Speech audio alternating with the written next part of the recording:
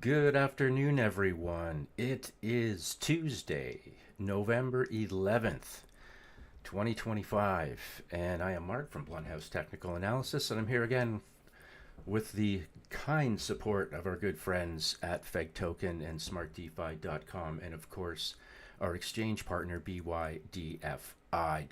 And I suggest if you would like to be or have the chance to be one of our sessions lucky bonus winners, head on over to bydfi.com, enter this code, capital K 5 capital Z 4 capital T lowercase p, and that will get you eligible for our bonus draws today, and of course all of those new user bonuses.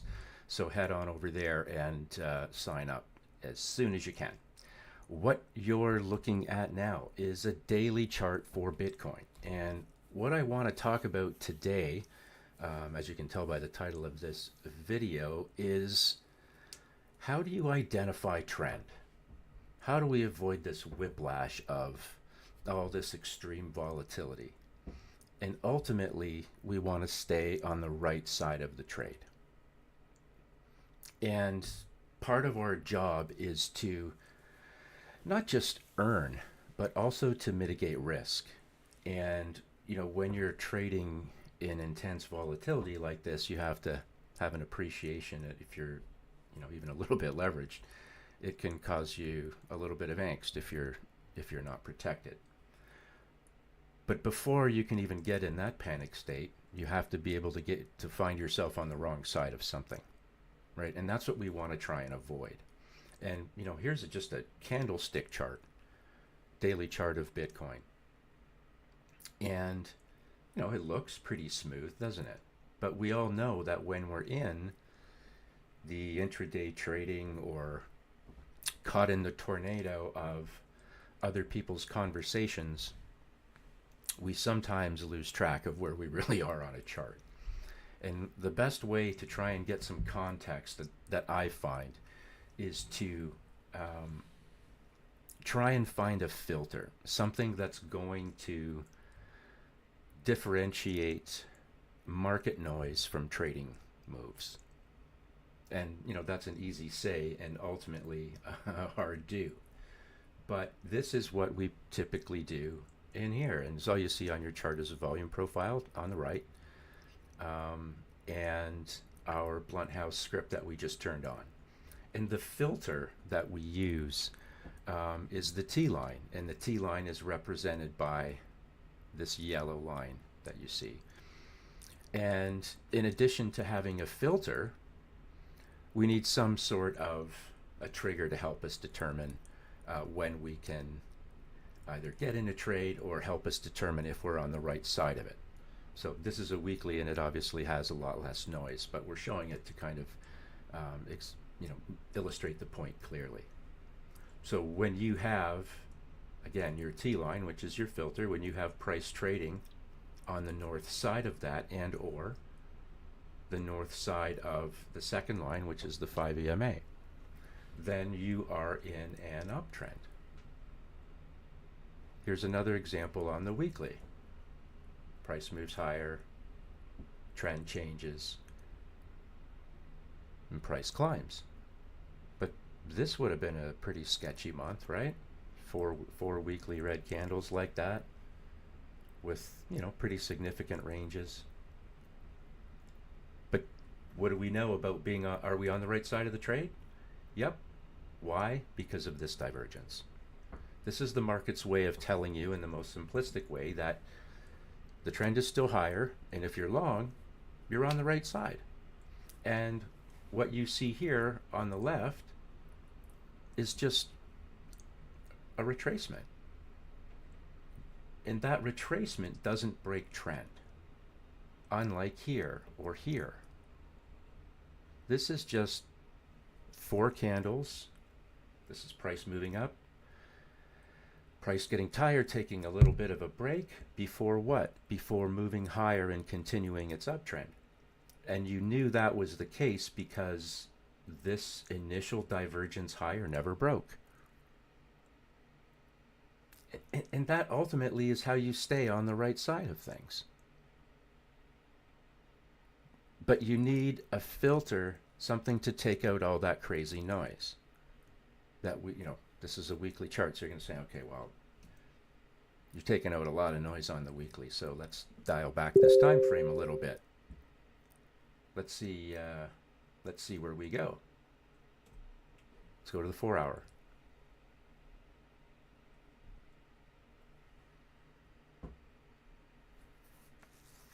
Can we not determine on the 4-hour when we have nice moves to trade using exactly the same methodology? Yep, we can. So it doesn't matter what time frame we're on. We can still utilize the filter and the trigger, and there's other things working in the background, of course, to filter out false signals. But again, in the simplest of form, you can filter out market noise so that you can make sense of it in order to trade it effectively. Let's just go to the 1-hour chart. Can we do the same thing on the 1-hour? Of course, because everything is fractal. What we see on one time frame, we'll see on another time frame. But then it becomes, well, how do I know when to enter the trade? Because our script is going to tell us, quite simply, and it gives us, basically deciphers all of the nonsense that we hear on a daily basis, in and out and in and out of trades, trying to figure out if we're on the right side of things and when do we get in. Well, the market tells us here that, yeah, we get in up here. And at no time, even with these big flush candles, did the trend change. And, if you want to, filter out some of that noise to see it on the 4-hour, smooths it out for you. But you can pick up, that's the same move on the 4-hour, you can pick up all that stuff. And there's no reason to get chopped up. And if you are getting chopped up, then you're probably working off really small time frames, trying to figure out, that's easy, right? Get in anywhere up here and just slide down. Like, that's your trade. Sometimes this is as difficult or as simple or as difficult as we want to make it for ourselves, right? And we've all been there, and me included.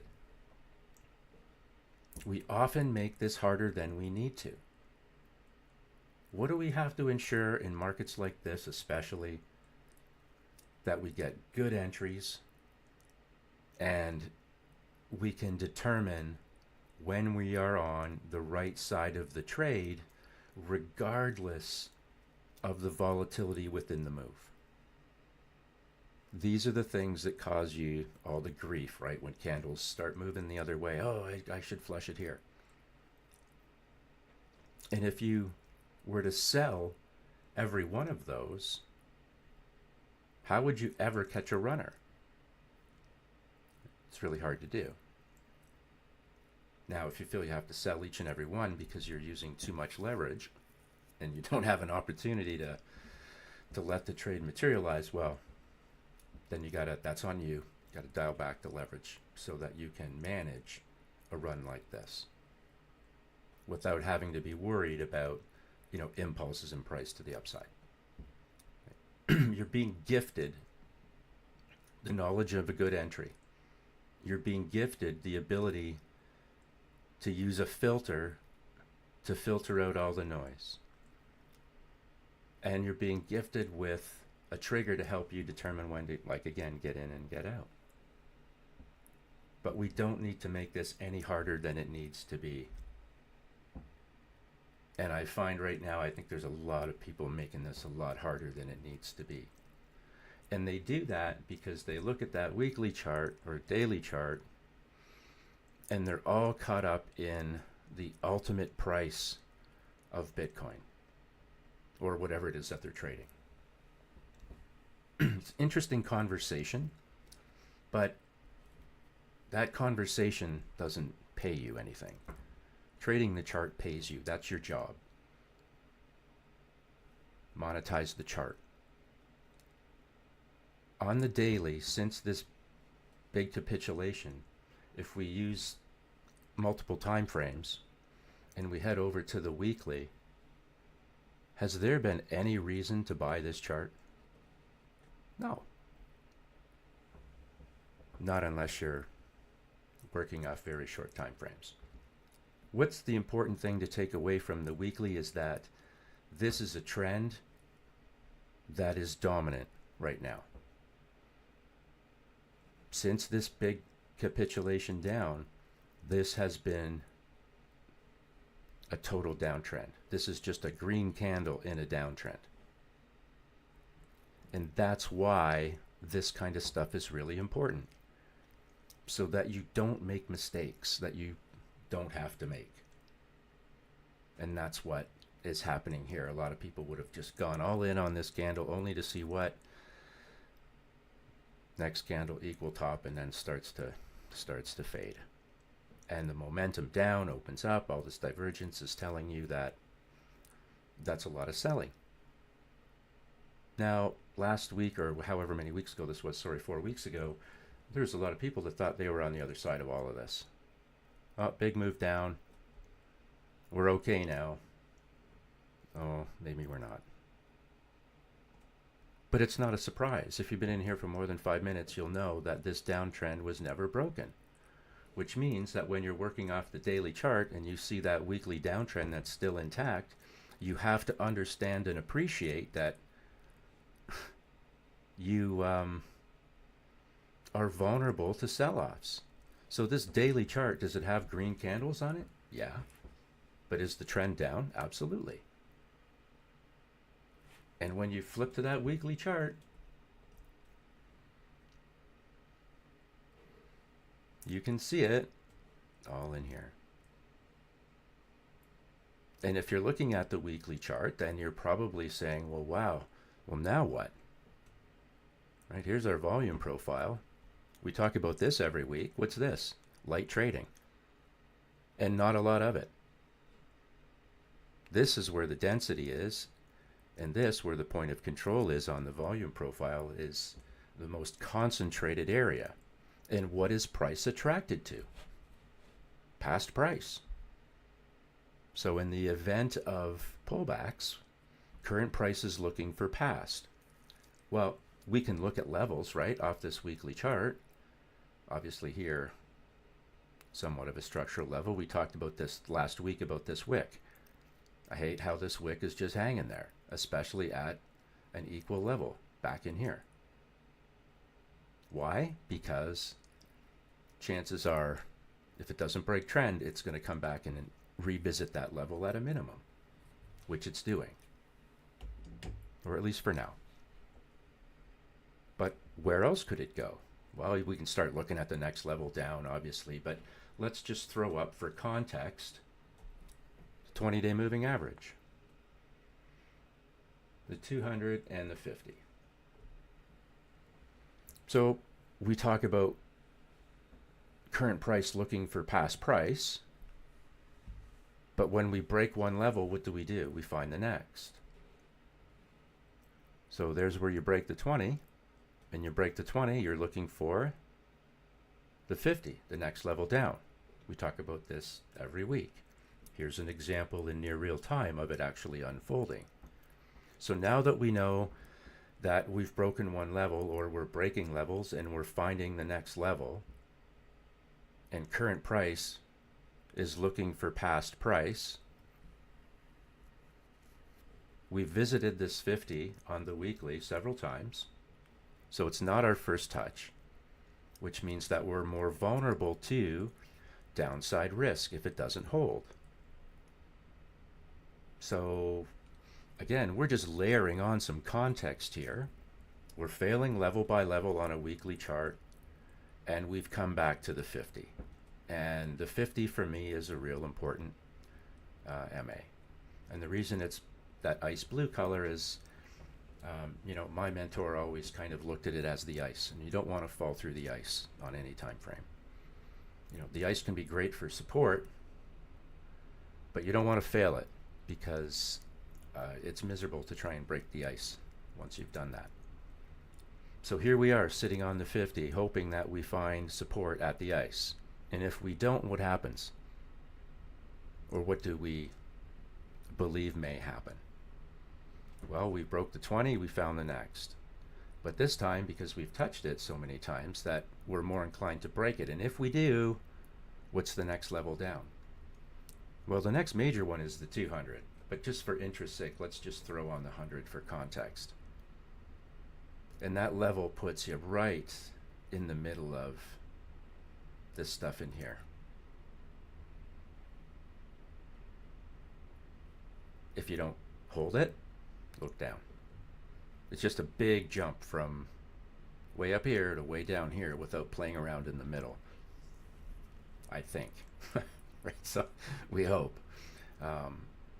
But knowing that current price is attracted to past, and that past is going to show up in the form of major moving averages or concentrated areas of past price, what do we do? If we don't hold, we start looking again to the downside. And you can see even through here,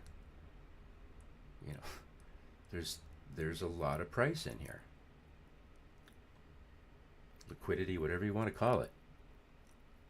It's all there. And that's what price is drawn to.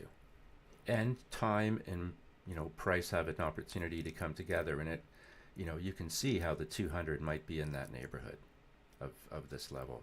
And that's a little frightening. But you know what, a few weeks ago, we also said the 90s weren't, today's problem. But I think today might be here. If we start to fail that, we'll find it. If we fail this, keep an eye on this level in here. And I'm not saying you go directly there. Remember that. It's kind of a chattery process. Nothing goes straight up and nothing goes straight down. But start to use these longer time frames to help you determine whether or not you're on the right side of stuff. And if you're using the short time frames, that's fine. Everything works the same way. Gotta love this when you get a failure at the 200 with a sell signal, because you're breaking the 200 in this case on this time frame, and you're breaking the 20 on this time frame, and look what happens. You guys can manage this, right? Just block out the noise. Don't listen to what other people are saying. Just worry about what money's doing. Don't use too much leverage, because it'll just stress you out and it adds unnecessary risk to your trade. Just calm down and let the market come to you. You don't have to hit it over the head with a sledgehammer. Let the market come to you. And if you're trading this chart and you're watching price struggle here at the 200, this is one of those situations where we kind of say, don't trade chop. This is a little choppy. You can see price trying to figure out, should I stay or should I go now? And until you get, there you go, that real good signal, I'd be looking at, am I going to get rejected up here at the 50? And you can kind of see that you don't even get the opportunity to make it up there, and then your signal hits you, right? And then just ride the wave. Follow the yellow brick road. There's your flush candle. Next candle, equal top, trend down continues. And you can see how important this filter is. This could be an hourly, it doesn't really matter. Look how price is respecting it.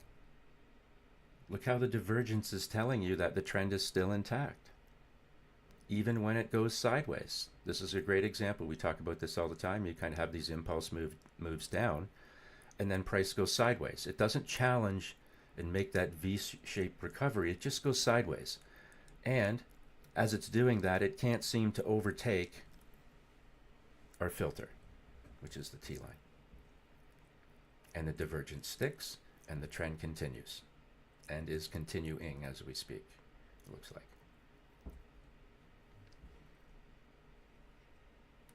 Current price, looking for past price. So when you have no moving average support as an example, you have to look for these benches. See this little bit of consolidated trading here on this time frame? That's what it's picking up. The past price. Buyers and sellers have shaken hands in the past. That's what it's doing. Was it telling you what its next move was? A little bit. Because you never got that reversal. All you see is that divergence staying intact, right? Price moves down, sideways, trend intact, boom, next wave down continues. Where does it go? What happens when price falls into these gaps? It heads south pretty fast. Why? Because what created these gaps were exuberant candles filled with nothing of substance. And when price comes back to test it, there's nothing there to hold it up. It looks nice, but it's got nothing, there's nothing to it. So on a time frame like this, when you can't seem to find, I guess we could maybe find some past price. Whoops, my bad.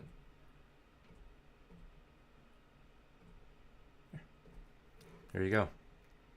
Price is always sitting on something. And in this case, 500 MA on the 15. These things are representations of time and price. This is why I use long-term averages, because it will help me determine what's going on. I'm happy to know that as I'm watching this chart, I can see price catching support. What else can I see?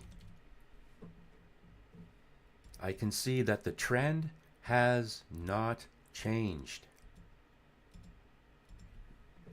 These candles force you to trust your chart. They were to break to the upside and you start pushing a signal on a smaller time frame, maybe there's a move happening. But look, this is really clear. Trust your chart. So now you're breaking support on this time frame. So now we're like, okay, let's just bump it up a little bit. Let's go to a 1 hour. What are we doing on the 1 hour? And we get to do this in real time. The reasons why these things happen are irrelevant. The only thing that matters is that you can monetize them as they happen. Buy signal, you long. You start to see this giant ass candle and you're going to clear your trade. But again, nothing goes straight up and straight down. The market is just an ebb and flow. Sometimes the ebbs and the flows are quite volatile. But it's still, at the end of the day, on another time frame, just another reasonable move. Where do you think price is going here? Falling into the gap, breaking support. Current price is looking for past price. And where will there be the most consolidated area of that past price? Well, use the volume profile as a little bit of a helper and a tool. Because what you'll see here is a shelf. So where may price sit? It could sit on the shelf. This other little gap here makes it a little vulnerable, and here's your point of control. In all likelihood, you'll look for the point of control. And these things help you identify targets on your chart. So you've broken support, that's going to be resistance now, and you're going to have to deal with this gap time and time again, while the draw for price is to the downside at roughly 101, somewhere in that neighborhood. And the lower value range is at 99.9. These things are draws for price. To give it context on the 4 hour, Does this look like a failed breakout to you that we talk about? Kind of create that arch, right? And then on the retrace, on the pullback, price is looking for the previous wave's low. So that to the downside, that previous wave's low somewhere in here is what we're, would be a next target. And this helps you trade these charts, right? Because the job is to monetize the chart. This is a real nice little piece of consolidation in here and a failure. You can see price struggling with the 100 MA. It just can't seem to get any traction. Your filter and your trigger, the T line, is all in here just real tight, right? So that's an example of the consolidation, unlike this, which is real moves. So remember what I said at the beginning, the job is to try and differentiate between market noise and trading moves. So if we just take this candle as an example,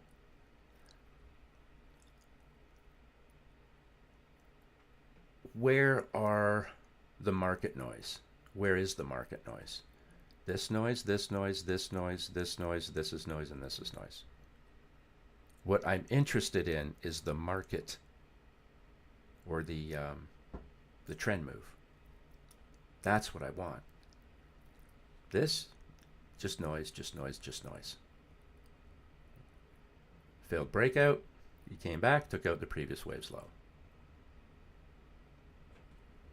And that's what we're looking for here. So if you come back to the 50, remember something, on this 4-hour chart, here you break through the 50. This is your first test of the 50. This is where you want and expect to find a little bit of love. And so far, we're not getting it. In 2 hours and 15 minutes, maybe this little red candle is a wick. I don't know. But right now, it opened in a not nice place. So I don't like this move at all. There looks like there's some velocity here, and a velocity move down, failing something like the 50 is not the kind of thing that gets me excited to the upside. So I bring in the volume profile, and this light trading, that you can see the difference.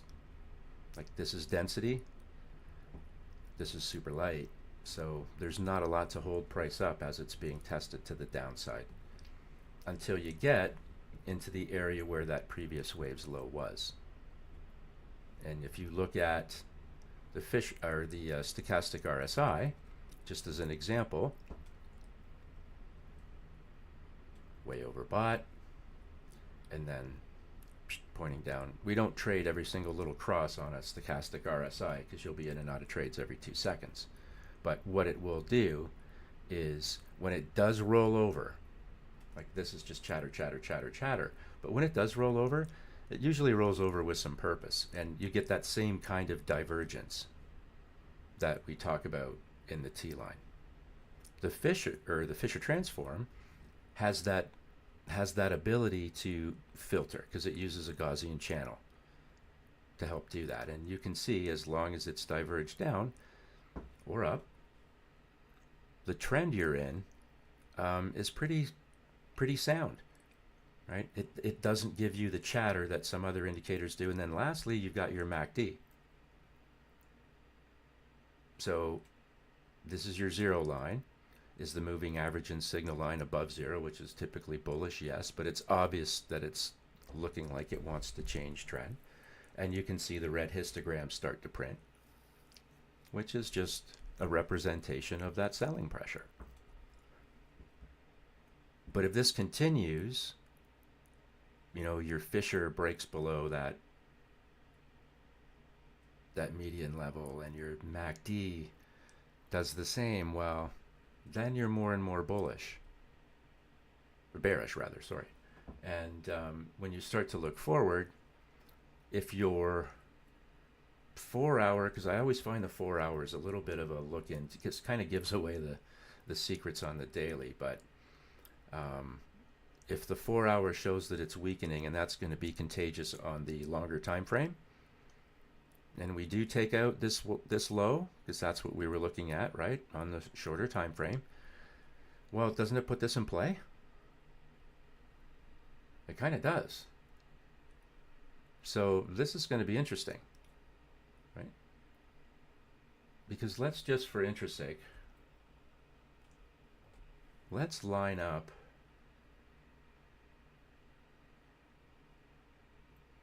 is all I'm trying to do here is just average some past price. Let's just try that. It's not perfect and it's not meant to be, but it's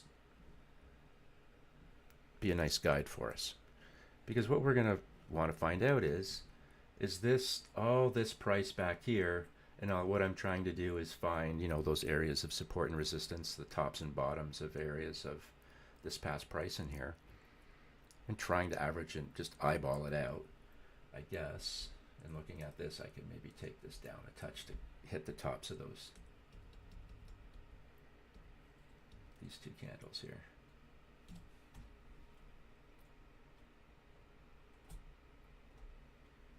Somewhere in that neighborhood. Anyways, so what are we looking for? Well, this is a lot of past price through here that connects support and resistance.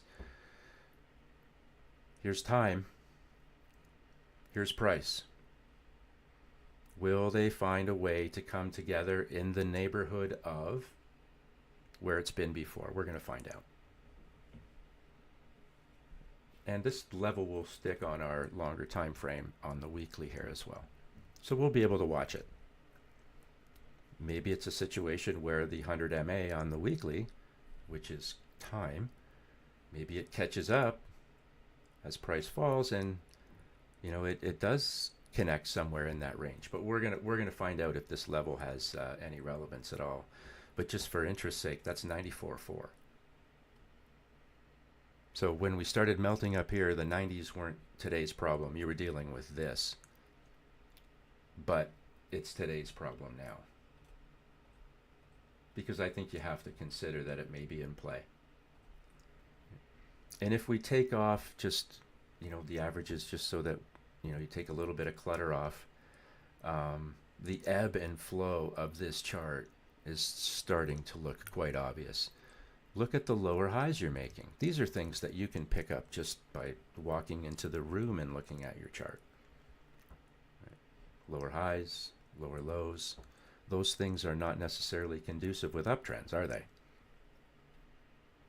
So let's, you know, there's a lot going on here. And this monthly chart, this is really one of the first times in a long time that you've had any meaningful trading under the T line. And for all intents and purposes, you know, you could go back to like 23 April and have bought Bitcoin, and the trade never would have given you a reason to clear it. It's gone nowhere but up. This could just turn out to be a retracement, right? Retracement here, and this could be a retracement. And if it retraces, where does it retrace to?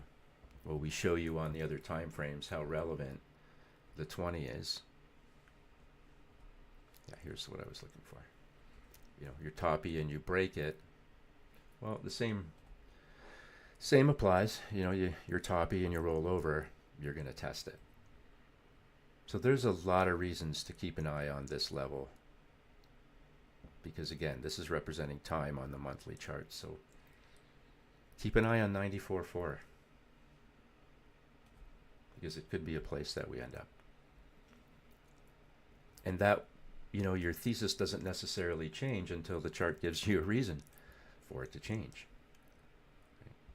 The daily green candles aren't enough to necessarily change your mind. But what we're showing you here is a real simple way to get on the right side of the trade and stay on the right side of the trade.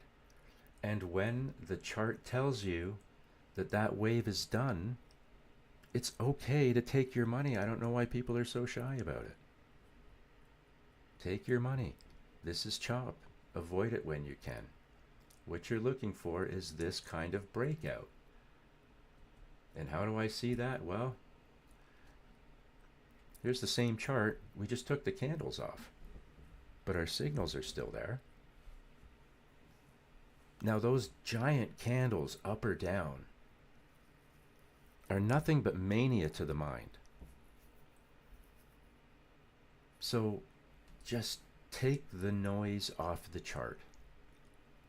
I do this all the time. I'll strip my moving averages off. I might take my candles off just so that I understand without the risk of becoming manic looking at every single candle that's in the opposite direction of what you're trading in, causing you stress. At the end of the day, the chart was telling you quite calmly what it was doing.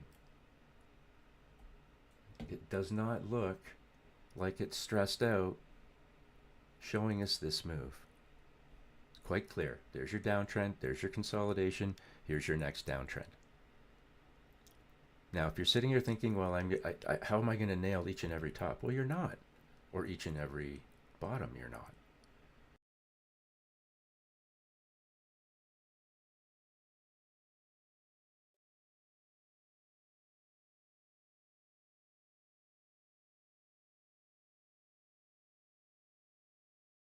Trying to show you that this is as simple or as complicated as we make it, and sometimes we make it really complicated. And this stuff will apply to all the charts we look at. This is a chart for XRP, same time frame. It's a 15-minute chart. Nothing is different here. Right? Nice, clean move down, sideways, next move down. Just follow things along. The job is not to front run everything. You don't do this because you want to be able to predict where price is going because you believe that if the moon and the sun and the stars line up and certain people say the right things at the right time and the right legislation comes in at the right time, that everything in your world is going to be like unicorns and fairies.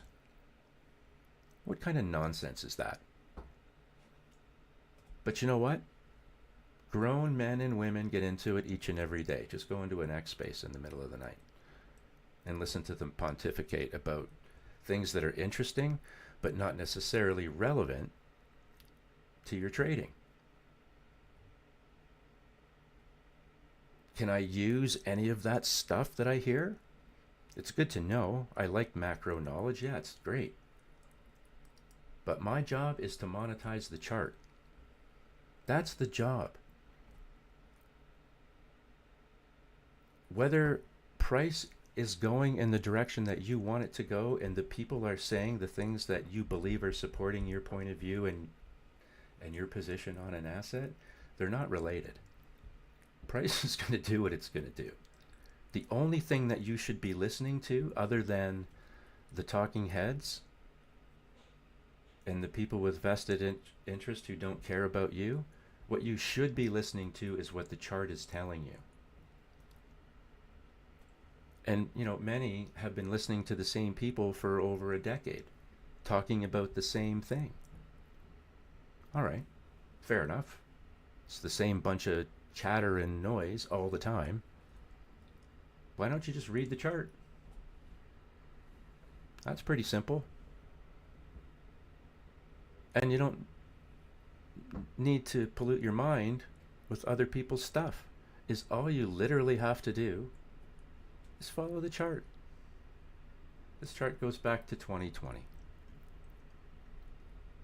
And I'm sure there's charts that we could pick up that are even farther. But here's your buy signal. All of this other stuff that goes on in between, unless it breaks trend like this and creates a move down, this is just put your feet up on the desk and relax. You could have bought once and felt comfortable because price was trending in the direction that you wanted it to trend in. And what you would have been doing if you were familiar with what we're doing here is you would wait, if you were looking to add, for opportunities when price came back, retraced to where? The T line. We talk about it all the time, right? Price moves higher. Here's your sideways move. So when do you want to re-enter or add? When it comes back to the T line. What happens? Price went higher. Here's the retracement. Where did it come back to? The T line. That's where you add. And price moves up. Like, anybody can do this. Anybody can do this. But only if you clear your mind of all the things that you don't necessarily need to know or pay attention to. And there's lots of them.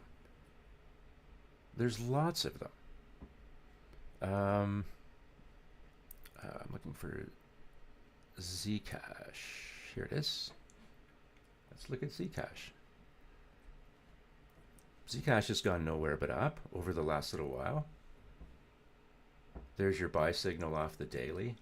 That would have been just beautiful, but I'd probably be looking for something where I start to see a bit of a peel up on something like this. But nevertheless, that's an awesome entry. Anywhere through here is an awesome entry. Price went nowhere but up. Even in here, as you had a pullback, did trend change? No. So you'd be comfortable. Hey, I'm just going to ride this thing. And on the weekly, where trend really matters long term, there's your beautiful, clean little weekly entry signal. And what is this candle? Right now,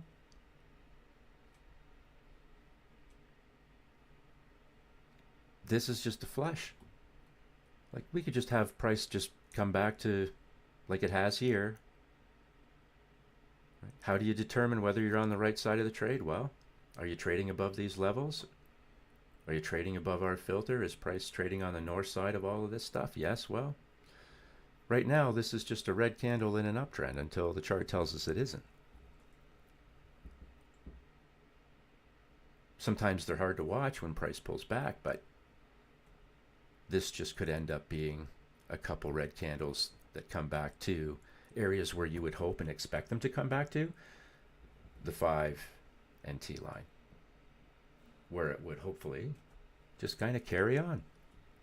For interest sake, where's the 20?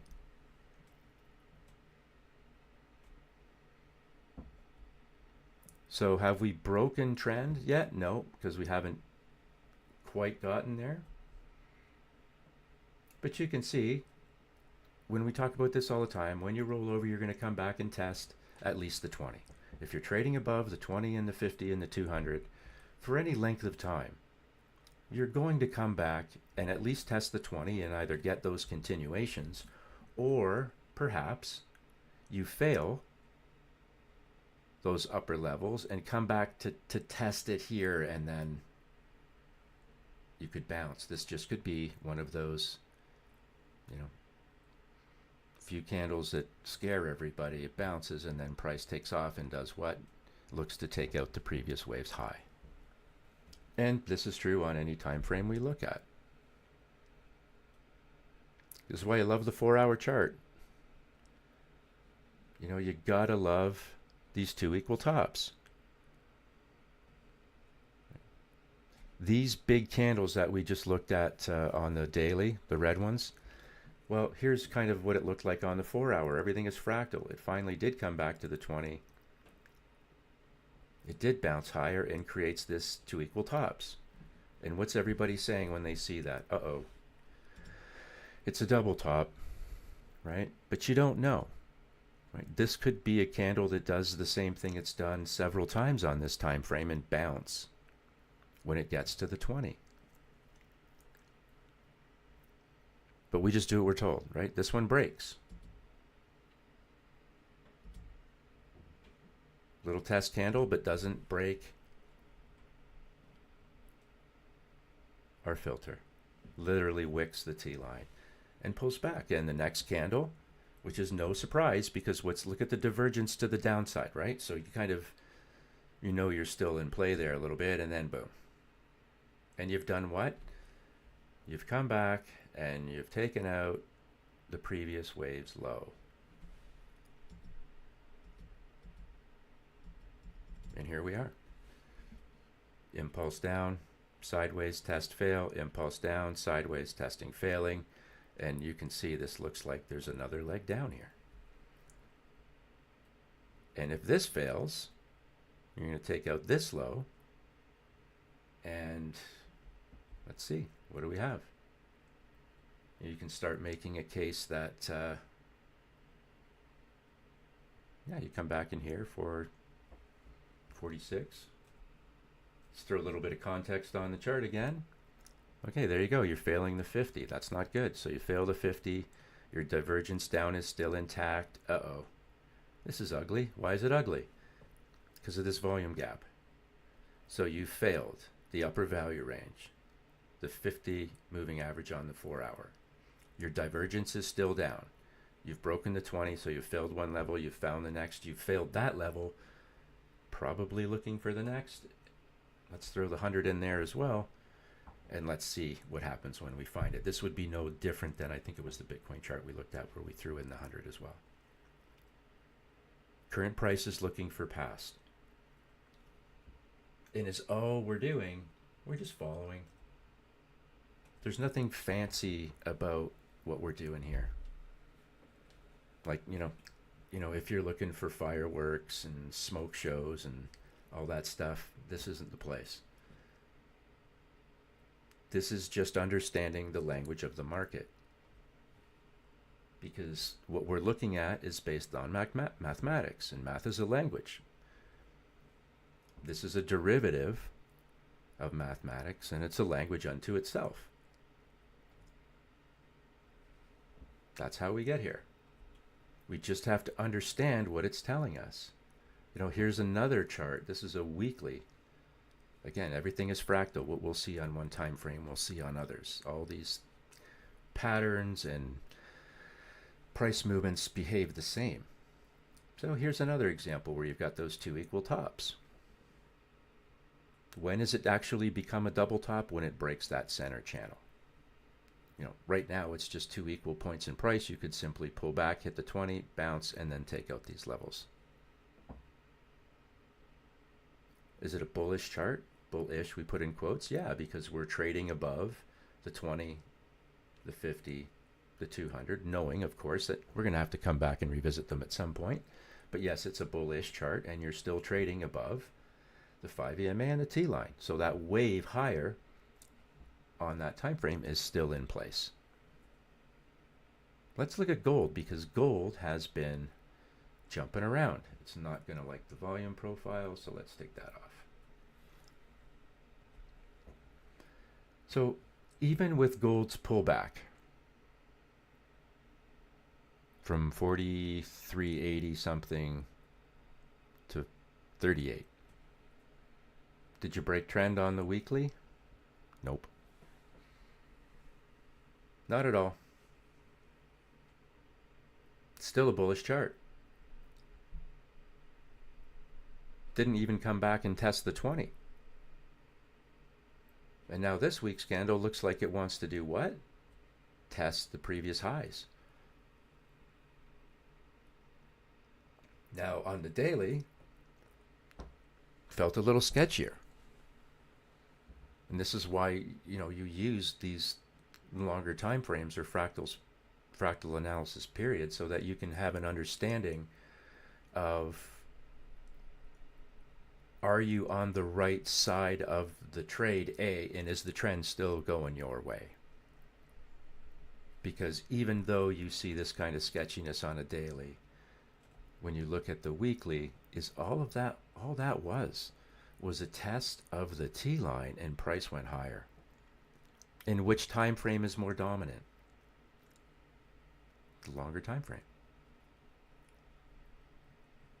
So it's the daily and intraday price action that can really mess with our heads. But this gold chart, the weekly chart, still looks bullish. If you would have broke this level in here, which is our filter for trend, if you would have started to break this, chances are you would want to test that 20, but it held. As irrational as things sound sometimes, and we see them all the time. This is gold's huge rise. Feels irrational, but it's technically actually almost perfect. All these continuations off of levels of support, that's what you would want to see. So, yeah, it feels irrational sometimes, but in this case, it's technically appropriate.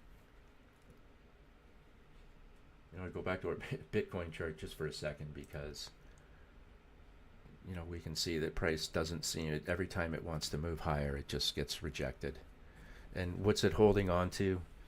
For me, this is probably the most important time frame right now, even over the daily. Like, you don't want to break the 50 on the weekly. It just opens up a can of worms that you probably don't want to have to deal with.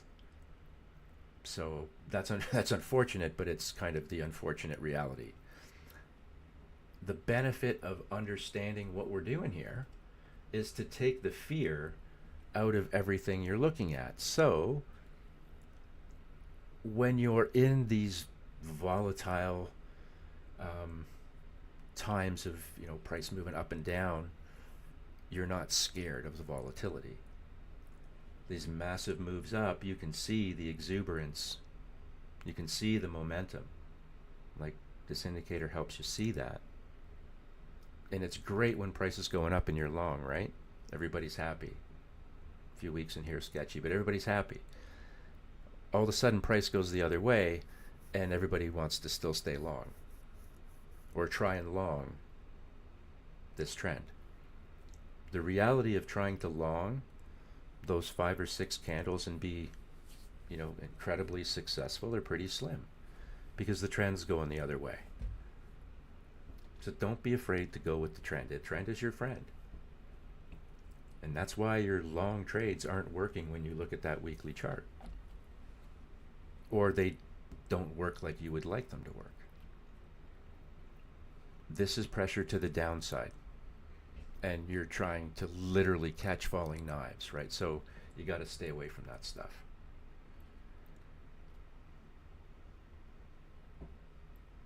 We'll keep an eye on this, on this level. Let's look at oil for a second because oil's actually caught a little bit of a bid today. So this oil chart, we're just looking at the daily. There's nothing on this chart except the trend line that we've had on there for a million years and our script. And obviously the level that we identified as a target a long, long time ago. So are we making, are we starting to make higher lows? Yeah. So that's encouraging, right? All of that stuff is encouraging, no matter what this asset was. But let's layer on some context because, again, this could be a Bitcoin chart. It could be any chart you're trading. I'm just adding on the 20, the 50, and the 200. And you can see how price has trapped itself between these two averages. Now, I don't know how many people have been paying attention to this, but I have. So I don't get excited until you break this level. Yes, it's producing a buy signal. That's what you would kind of hope to expect. But again, the 50 here on the daily has been a bit of a bone of contention for price. That's the ice that we talk about, right? So this is the ice on the daily. You can see it poked its head above it from time to time, but it didn't last. So price has trapped itself between two major moving averages, which is a representation of where it's been before. It has to either break here or again break down here before we have our next significant move. If you break to the upside, what's your next target? The 200. Pretty simple to see that. If you fail this level, what do we expect? Well, if we fail this level and it just turns out to be a failed breakout and you get that price arcing over and you're looking for the previous wave's low. Or we go sideways, right? You can continue to go sideways, which is a possibility as well. But you can see how it's real obvious. Price has trapped itself between the 20 and the 50, and it just, nobody wants to take it higher, and no one's comfortable letting it go much lower. This is what it's looking like on the weekly. So on the weekly chart, we still have a lot of resistance to the upside. Is this trend on the weekly bullish or bearish? It is still a bearish trend. You've had green candles, yep, but that's just the noise, right? That's just what stresses us out, gives us reason for hope, or the opposite, depending on what side of the trade you're on. But this is still a bearish chart. It's just been a bullish week. We don't have reason yet to go long. We don't have a confirmation on this weekly chart to go long. And when we do, what do we look for to the upside? Well, the first thing we're going to look for is the 20, and so on and so on.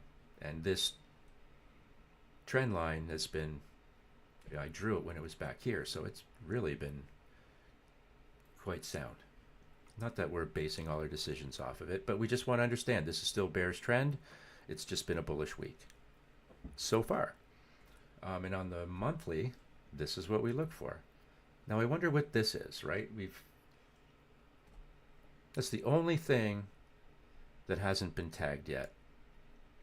And on the monthly, yeah, we've had still a bit of a down month, but it's not a terrible month. But at the end of the day, are we trading below the T line and the 5 EMA? Is this still a bearish trend? Yep. Now when this changes, maybe that'll be the one that takes you to the promised land. You just have no idea what comes after the next candle. But understand that the trend is really important. Are you on the right side of the trend if you're long? Does this month mean anything? Nope. Just a big red candle that month, but it didn't break trend. To the downside. Did that green candle change trend? No. It's just a green candle and a downtrend, and so on and so on. And the tool tells you how to manage that. And it tells you on any time frame when to get in the trade. This is the insurance you pay. This is the safe entry. And it doesn't matter the time frame, the same would apply.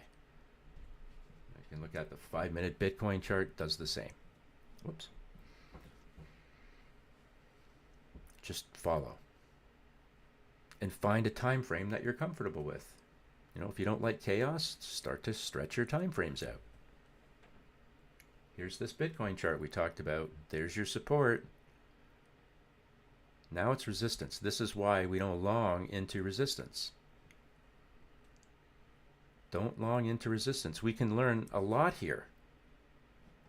If you're looking at this, you know the 20's there, right? Like, you want to hit it. You can't break that 500 on the 15, and you can't break this trend. Right? Trust the chart. This is the one I hope. Oh, this is the bottom. No, it's not. Oh, this one. No, it's not.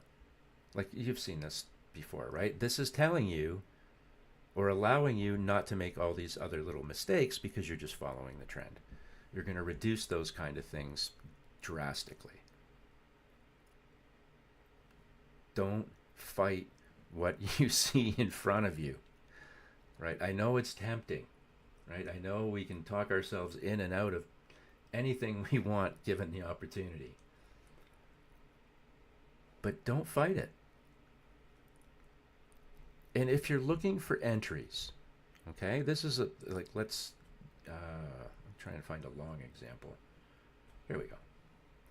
So 15-minute chart, the trend, like the move's already started, right? So the narrative is, oh, we've missed it, we've missed it, we've missed it. And look, I can understand the wanting to time bottoms and things like that. But just using this time frame as an example, which is the 15, obviously that was your entry down here, but if you want to go long, and we've shown this so many times, right? These are 3 candles that are just retracements in what looks like is a further uptrend. That's your entry when price comes back to that T line. And then the beat goes on. Right? Here's another example. Am I late for the move? I don't know. Geez, even if I bounce here and hit that high at 103.8, I still feel good about it.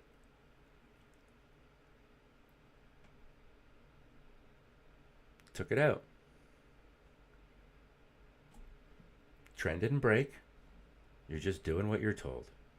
And you stay in the trade until it does. And it's totally appropriate after this big move to finally go, yeah, you know what? It's okay. I'm going to take it. And when it does this, because this is going to happen to you all the time, you're going to have a nice move. You're going to take your trade. You're going to feel good about it. And surprisingly, price bounces. Well, because you understand how to read what we just showed you back here, and how to understand what the sideways stuff is as long as it holds, when that happens to you, you're just going to rewind and play the same type of thing that got you into the trade back here. Okay, so you washed your trade, you took your profits, good for you.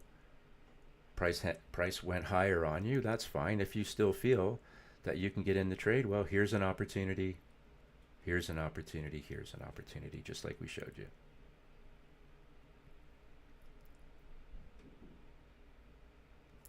Same to the downside. This is a nice example because it's, see what happens when you go parabolic to the downside or upside. Here's the upside. You spread out these ranges. These green candles here, how many people would think, oh, that's the bottom? No, it's not the bottom, right? If you have the right tools in front of you, you can tell that's not the bottom. The divergence is telling you that the trend is still down until it isn't. Now the market's decided that it wants to move higher. Right? Not every trade is 20 candles long. Some of them are 10, some of them are 5. But just follow the chart. And you'll average all of those things out over time. Some of them will turn into big winners, and your job is to make sure they don't turn into big losers by being on the wrong side of something. This is a nice example of a wave that actually had some legs to it. You're being told what to do and when to do it.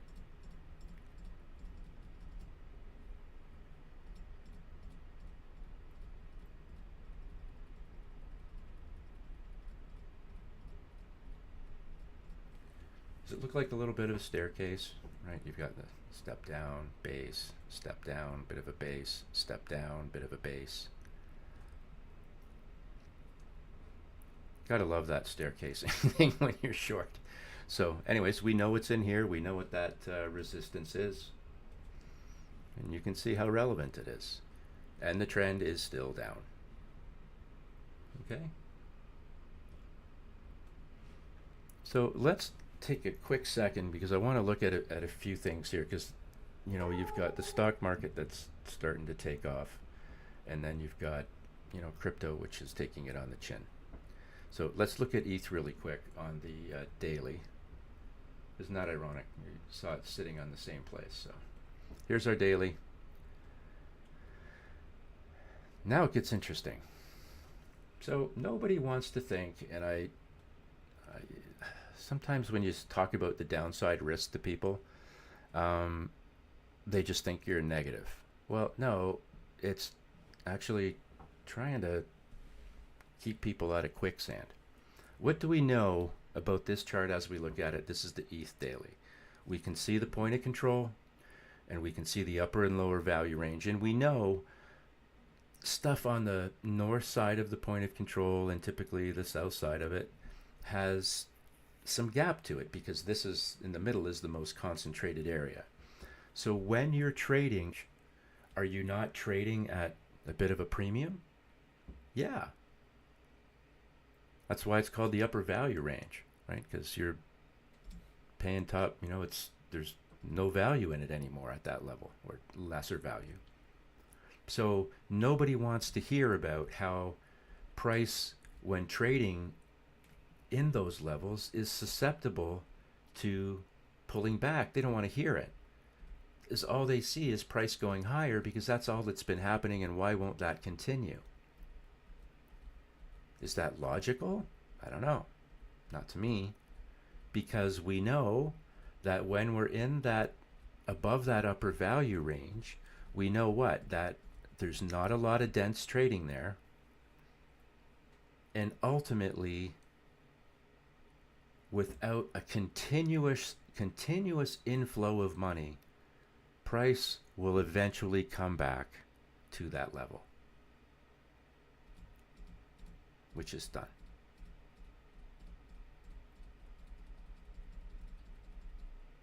Now, what else is price attracted to? The point of control. And I think that's what we have to look for next.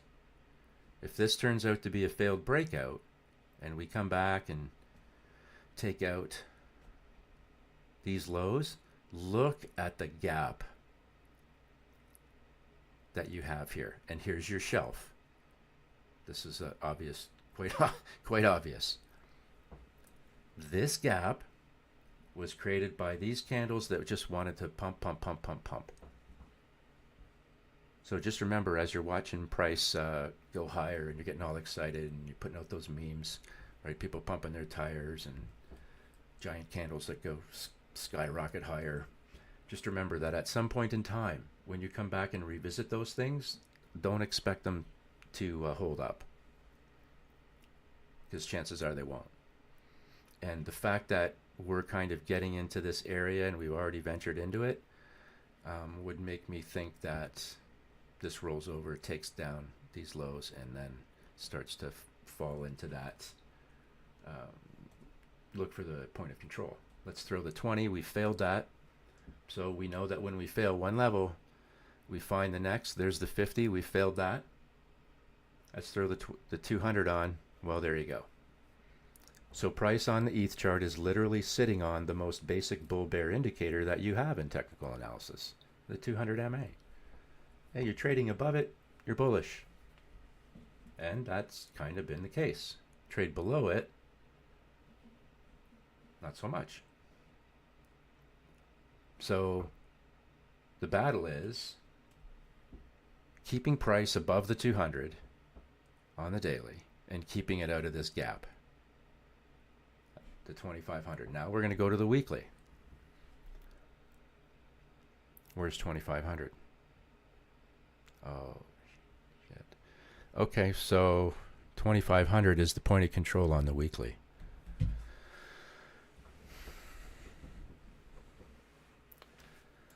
So if this continues and you come back to the 50 MA, because this is where you broke it, this would be not a first test because we've already struck through it, but you're going to come back and test it again. And, look, you're starting to fall into a little bit of a gap, and this is light trading. And this is the upper value range, so you're still kind of a premium, right? So if you come back to the 50 and fail it, it's not ironic that the point of control is at the 2500 level, and that is the same level that we saw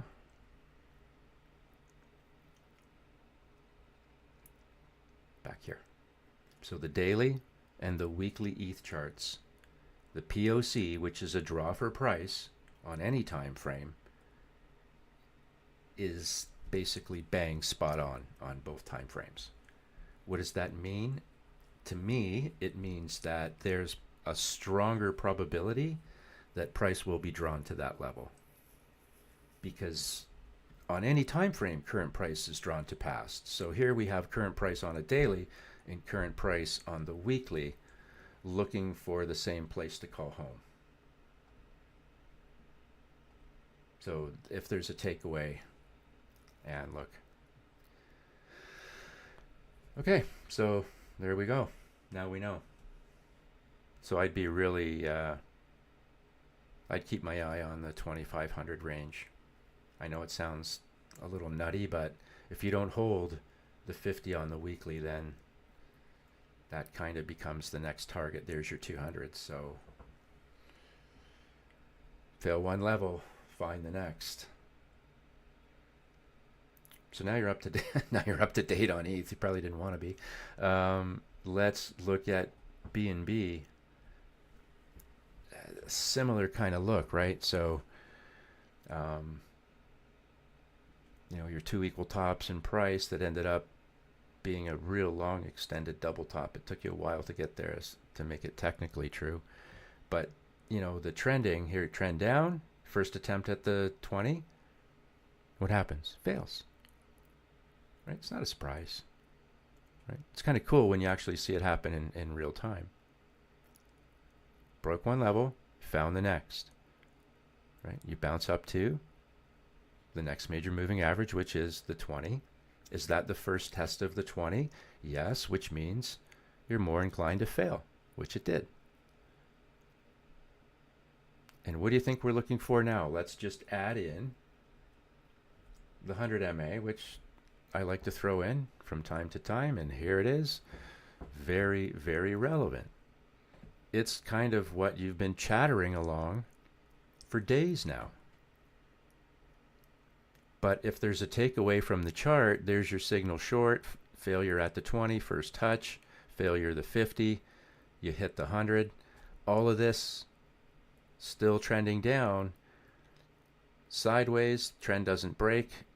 Now you're starting to see more sell pressure. Is this the failed breakout that rolls over and takes out the previous wave's low? It's looking like it may. And what would it be looking for as a next level down? Possibly the 200 or some other level of, you know, past price where buyers and sellers have shaken hands in the past. When we bring into our screen the volume profile, you can see how even on BNB you want to stay out of this. If you fall into this, it makes the likelihood on the daily of finding the 200, you know, quite plausible. And we don't do this to scare people. We do this to show in near real time. Now here we're looking at Aster. It's a new issue, so I'm going to shorten the time or go back with the time frame a bit. But we're doing this to help you understand what price is doing on the chart. You know, geez, are we in an uptrend? Are we in a downtrend? Is this a real reversal? These are the things that we can kind of decipher. Now, this thing is the talk of the town. Everybody wants to talk about it. But at this point, not a lot of people want to own it, right? Like the chart says otherwise. I don't know what else to, I don't know what else to say. Right? This is your 12-hour. And price is consolidating right along your 20 and 50 MA. So is there upside potential here? Yes. I know that's what you're all going to be asking me because that's what everybody wants to know. So the answer is yes. It's just, when is the right time? So, you know, I think it was Thursday we looked at this and, you know, we're close, but we're not quite there. And this really illustrates how long it can take for a real breakout to happen. But I would pay attention. So for you guys that are trading this, and I know there's a lot of you that are, keep an eye on this, on the 4-hour chart. And on this 4-hour chart, there's your 200, here's your 50 MA, and price has kind of trapped itself in that range. The breakout that you're going to, or that you want to get, you'll likely identify off the 4-hour. The 1 hour is just really, really, it's just bloody all over the place. It's going to be really hard to pick up any sort of a move except an extreme top or bottom. But I mean, go to the 4-hour. That's where you're going to get the signal that'll be the most meaningful. Because if you can catch a buy signal anywhere in here, and this is, a trend move, not market noise that we're talking about, right?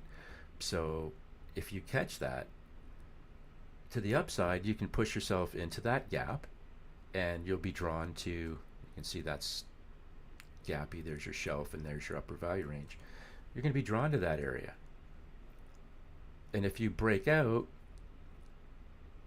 on the 4-hour and start to move above the 200, well, when you get to the daily, you can see your upside is much more attractive. So keep an eye. This is still kind of consolidating. It's choppy, but the breakout or breakdown will come, and that's what you want. And chances are you're going to pick it up off that time frame in a meaningful way. You want to break the 200, start trading above the 200, and it becomes real support, and then price will start moving up. CFX, it's one of the only things that's green today. Gotta love this stuff. Okay, so one of the things that we do talk about in here, and I know in our Telegram chat, is it's always nice just to have orders. Like if you're working off certain time frames that you're familiar with, and because you're not trying to trade 100 things at once, you'll have a small basket of tickers that you analyze all the time, and you're familiar with how they look on pretty much all the time frames. And why do we use long-term time frames? Well, this is 500 days on a 4-hour. That's 1,000 on the 4-hour. It's because they identify ranges, right? We talk about price will go where it's been before. Well, it might just go there, ring the bell, and leave. It doesn't necessarily have to pitch a tent. And these are the areas where you can put buy and sell orders in using these ranges. If you take the candles off, just to give yourself an idea, right? That's a huge range from 0, 9, and 14. So where do you want to short this chart? Up at a higher range, right? So we often put orders. Now, obviously, if you're shorting, you're using a perpetual contract. But I mean, this is where you want to put your orders in and around these levels. And obviously, this is why. Because it gets hit and it automatically pulls back. No different than if we go back to XRP on the daily. Remember this? What happened here? Did it pitch a tent at 1,000 days? No. It just rang the bell and then boom, pushed higher. It's not a coincidence. Does it happen all the time? No. But when it does, it's nice to be there. And again, this is a range, right? All these MAs actually provide a trading range where price has been before. And you see this level that we picked on XRP, it's kind of ironic. It was 215.22. Well, look at all the activity we've had at 215.22. And if this is a failed breakout, comes back and takes out the previous wave's low, it's going to bring us right back to 215.22. And potentially fall even further and take the next, fail one level, find the next. That would be the mission, right? To find the next level down. And that would be the case until money came in and pushed price higher to reverse the trend. Right? And again, we're just following along what price is doing. We're not here reading tea leaves, working off crystal balls or anything like that. We're just simply following price. We can identify good entries, right? Long and short. And more importantly, once you're in a trade, how do you manage it? Oh no, should I sell up here because of these three candles? Those three those three candles never broke the 5 EMA. Never mind test the T line. So that's bullish, right? That's bullish. So is all that happened is price made a mad sprint higher, and I was like, "Oh, dude, I'm exhausted." Right? I'm not used to doing that. I got to take a break, but I'm still excited. So let me take my break, and then I'm going to carry on. And here's where you get toppy. And we show this, we talk about this, I want to show you again. Batman ears. Right? So those Batman ears are telling you something. They're telling you that price is probably going to move down. And this is one of the, like, this is just removing candles. So you can pick up patterns in your candles or whatever else you're looking at, sure. But these short-term averages, because they pick up price changes or changes in price quickly, they create patterns too. And you can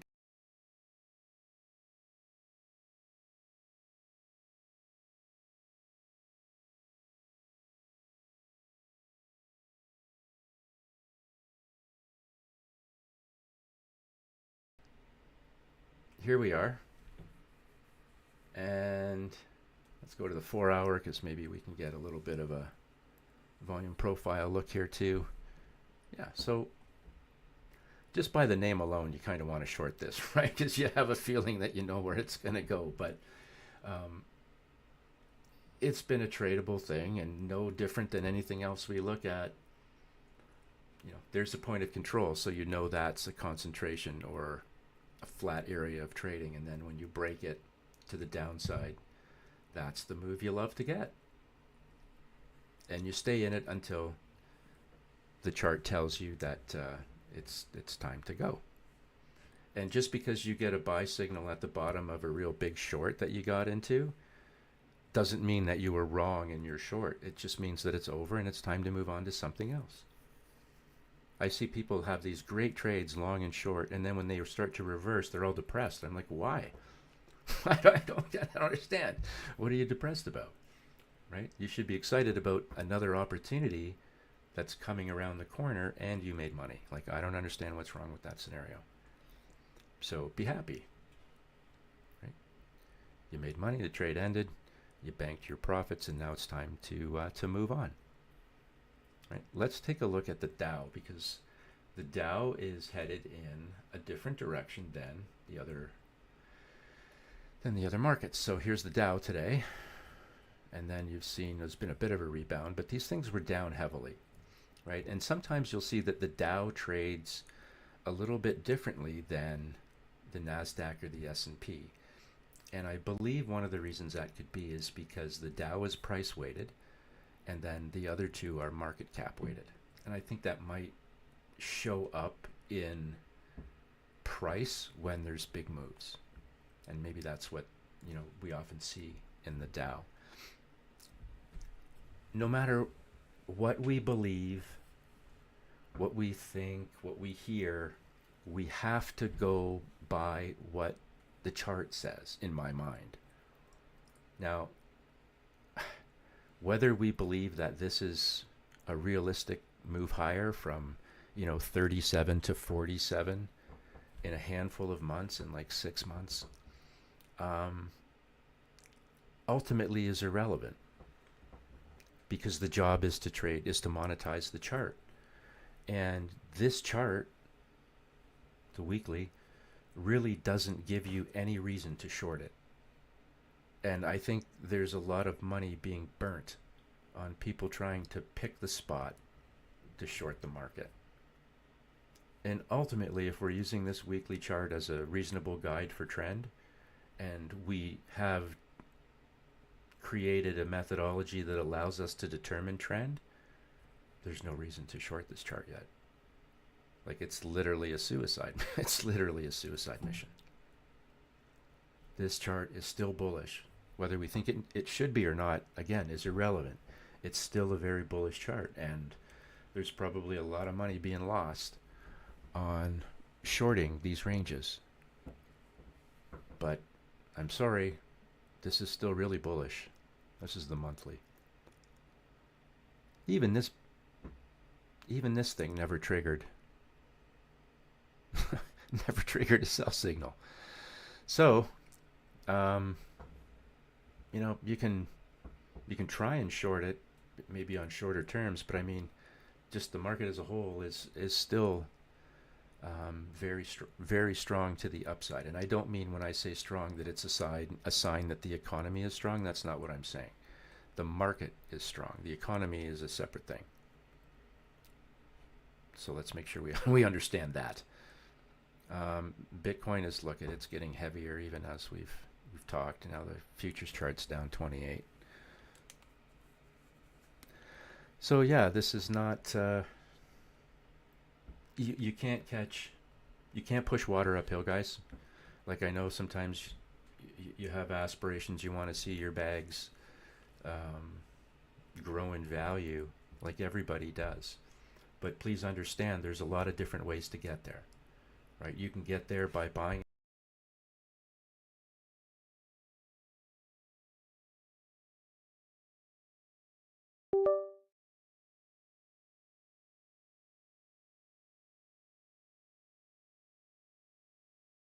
Right? Things don't always go up. They often go down. And when they do, you have to be able to monetize that chart. Right? Solana's another great example. We've had this chart up before. And look, this was last week. We talked about this, right? Why did we draw this level? Because current price looks for past, break one level, find the next. And right now, we have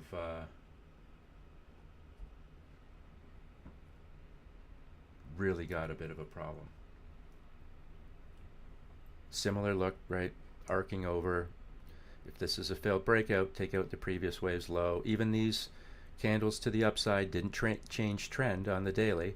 So a lot of people longed here, and now they're getting burnt. But we would have known if we were to long this was potentially just a trade, because we know we don't have a real move until the trend is broken and there's no indication of that. And that's all this was just a trade. Yes, you saw the base out. Oh, everyone gets all excited. But it's just a few green candles in a downtrend. Pirate Chain, another one. A lot of these privacy coins have really popped. But again, if you're in long now and you're just like, okay, what do I do? What do I do? As soon as you see, and I'll just tell you for myself, when I start to see this kind of happen, I get a little on the nervous side, right? And it's okay to take profits, because there's no rule that says you can't re-enter the trade, right? Remember that. Like, there's never any shame, if we can finish up with anything, there's never any shame with taking your profits. Whatever the time frame, whatever your strategy and plan, there's never any shame in taking your money. And if in fact this was an example of where, you know what, this red candle was just too much for you, couldn't stand it, you had a nice long run, maybe I should just take my toys and go home. And then when you do that, you realize after the fact that, you know what, maybe you should have hung around.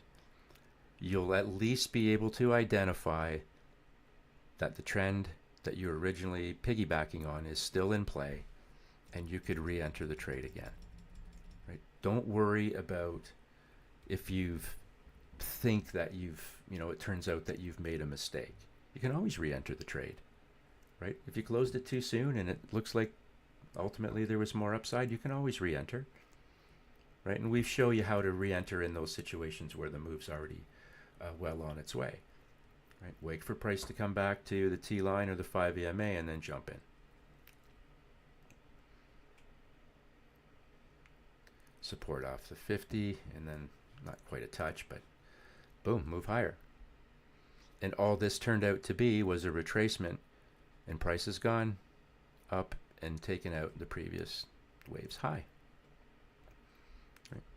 Just like it does to the downside, it does to the upside. And this red candle today came back and did what? Wick the T-line. And I interpret that wicking the T-line and then bouncing higher as actually a bullish thing. So, at least for now. But this is how you stay on the right side. You get in at the right time. You don't have to be having your head spin constantly. You really don't. Let the chart guide you. Right? It'll tell you what it needs to tell you. Right? Be aware of the support and resistance levels. Be aware of situations like this where are you trading above the 20, the 50, and the 200? Yes. All right, so you know that you're going to come back and at least test it. You have to know that, right? You're going to test it. Here you test it and you move higher. That's awesome. Here you're testing it again. Except this time you don't hold. Now you're starting to break one level and ultimately you're starting to look for the next level.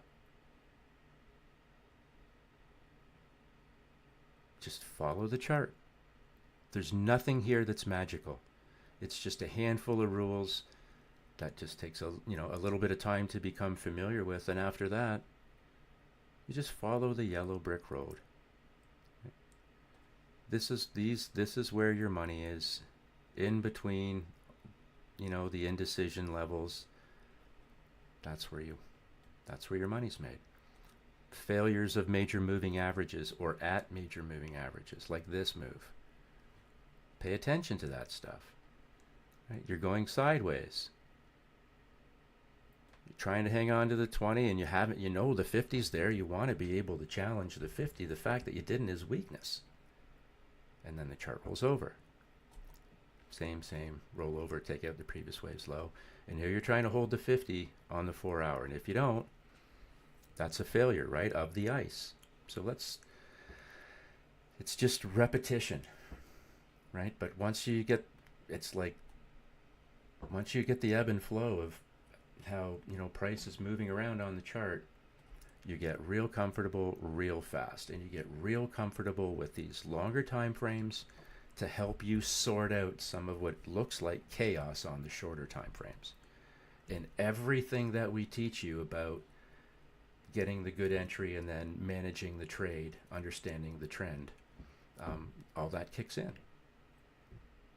So I guess that's it for today. We'll come back on Thursday of this week, and we will see. Be interesting to see if we're hanging on to the 50 MA on the weekly, or if we're starting to look for other levels. So we'll keep these levels on our charts, and we'll come back in a couple days and see where we're at. So take care, everyone.